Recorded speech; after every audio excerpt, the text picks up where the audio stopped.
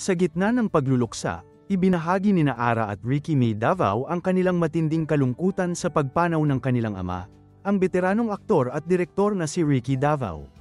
Sa Instagram, nag-post si Ara Davao ng isang itim at puting larawan ng kanyang ama na may caption na, "I love you pa."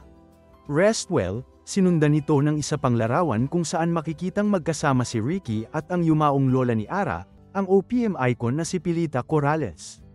Our Angels ang isinulat niya, isang simpleng pahayag ng pagmamahal at pag-alala sa dalawang mahal sa kanilang buhay na ngayon ay magkasamang nagpapahinga na.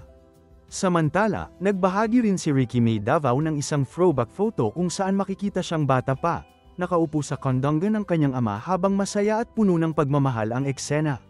Sa caption na "I love you so much, Papa," ramdam na ramdam ang sakit ng pagkawala ngunit higit pa roon, ang walang hanggang pagmamahal ng isang anak sa kanyang ama.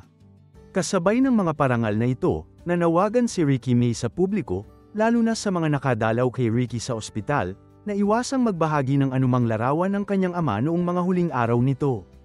Ang panawagang ito ay sinuportahan din ni Ara at ng kanilang ina na si Jackie Lou Blanco, bilang respeto sa dignidad ni Ricky at sa pribadong panahon ng kanilang pagdadalamhati, patuloy naman ang pagbuhos ng pakikiramay mula sa mga kaibigan sa industriya at mga tagahanga.